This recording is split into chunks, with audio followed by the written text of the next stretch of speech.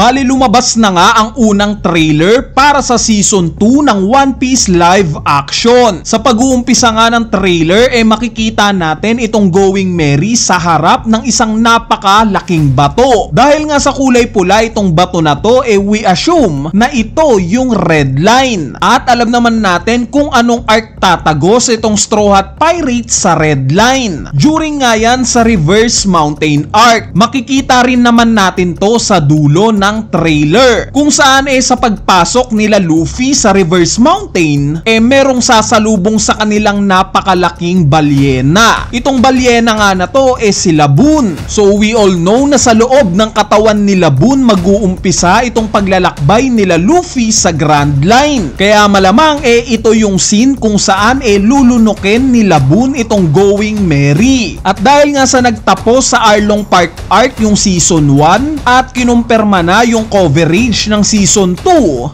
paniguradong saklaw nga ng Season 2 itong Reverse Mountain arc na susundan ng Whiskey Peak arc, Little Garden arc at finally itong Drum Island arc. Sa sumunod na scene naman ipinakita nga itong isang mataong lugar. At since nakita naman natin na merong part dito na may pangalang Opera House, malalaman natin kaagad na yung lugar na to yung Log Town. Yes guys, ito nga yung unang arc na i-cover netong Season 2. Masasabi naman natin na itong Log Town ang isa sa pinaka-iconic na lugar sa kwento netong One Piece. Dahil may epithet nga itong lugar na to na the town of the beginning and the end. So bakit ganito yung pangalan ng lugar na to? Dahil dito nga mismo ipinanganak ang dating Pirate King na si Goldie Roger. At dito nga rin sa lugar na to siya mismo in-execute at namatay. Meaning may sneak peek na tayo ng lugar na to during Season 1 pa lang.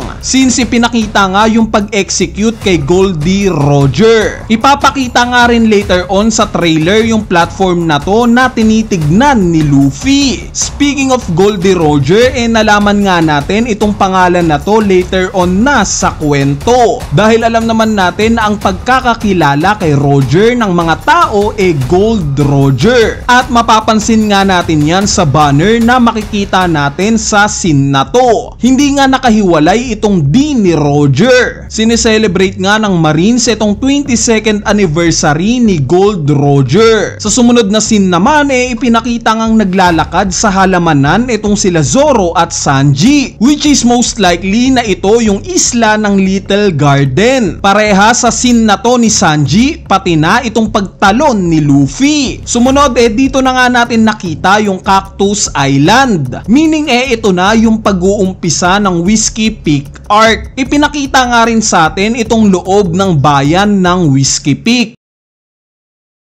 Anyway, sa mga sumunod na scene naman, dito na nga tayo inintroduce sa mga bagong karakter ng parating na Season 2. Una na nga dyan, itong higante na si Brogy. Alam naman natin na parte itong si Brogy ng Little Garden arc. Excited na nga rin akong makita yung partner niya na si Dory. Bali yung gaganap nga na Brogy si Brendan Morey. Next, nakilala naman natin itong babaeng nakaputi, which is si Miss All Sunday, or sa pangalang makikilala natin later on sa kwento bilang si Nico Robin. Itong gaganap nga sa karakter ni Robin si Lara Abova. Sikat nga siya sa role bilang si Mud ng movie na Anna. Sumunod namang inintroduce itong miyembro ng Marines na si Smoker. Siya nga yung tinis na huling karakter na ipinakita sa atin during Season 1. Yes, medyo awkward nga na merong dalawang cigar si Smoker. Pero sa mga hindi nakakaalam, related kasi dito yung Devil Fruit powers niya, which is yung Smoke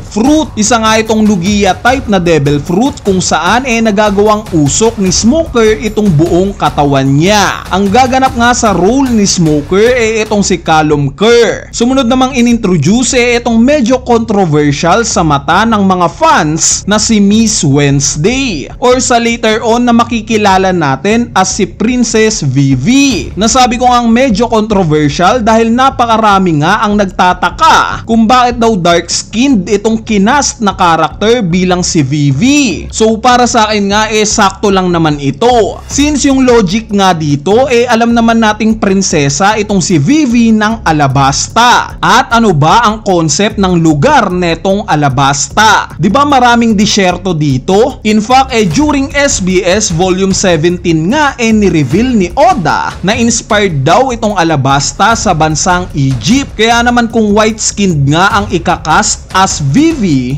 parang magiging kulang naman ata sa melanin yung karakter para sa isang disyertong lugar na prinsesa. Diba? Plus ang karakter nga nagaganap bilang Vivi si Charitra Charandran. Yung ethnicity nga niya isang Indian. So swak nga siya as Vivi dahil may pagka Middle Eastern nga itong appearance niya. Bali para sa akin nga napaka-crucial ng karakter ni Vivi all throughout sa Season 2 at sa paparating na Season 3. Dahil alam naman natin yung plot ng karakter niya during sa buong Alabasta saga. Sa mga nakalimutan na una nga nating makikilala itong si Vivi during Reverse Mountain Arc pa lang. Hindi ko na nga i-spoil pa kung ano yung rason kung bakit siya nandito.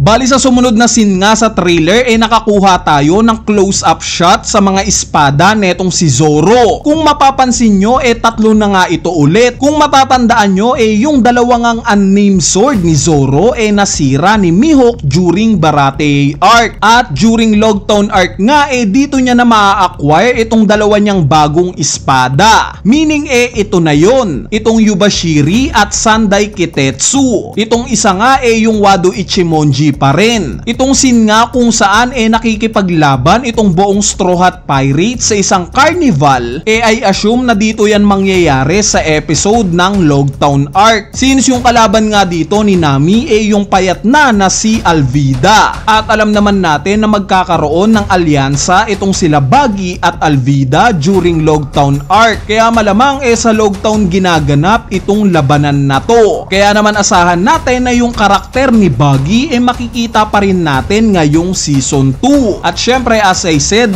payat na itong si Alvida. At lastly kinumpirma na nga na magkakaroon kaagad ng Season 3 itong live action, which is ipapalabas next year na in 2026. So dahil nga sa alam naman natin na yung pag-uumpisa ng Alabasta Saga saklaw netong Season 2 at confirm na nga na hanggang Drum Island arc lang itong Season 2 it makes sense lang talaga na yung Season 3 ipapalabas kaagad. Since konektado pa nga rin sa Alabasta Saga itong paparating na Season 3. Kaya naman hindi na ako magtataka kung itong buong Season 3 ng live action purely na i-cover lang itong buong Alabasta arc. Since napakaraming ang nangyayari sa arc na to. Bali pahabol nga nilabas na rin itong official poster ng live action ng Season 2. Makikita nga natin si Luffy na nakataas ang kamay at naka-peace sign. Obviously pinoportray ni Luffy dito yung number 2 since Season 2 na nga ngayon. Bukod pa dyan pwede nga rin natin tong i-interpret as letter V,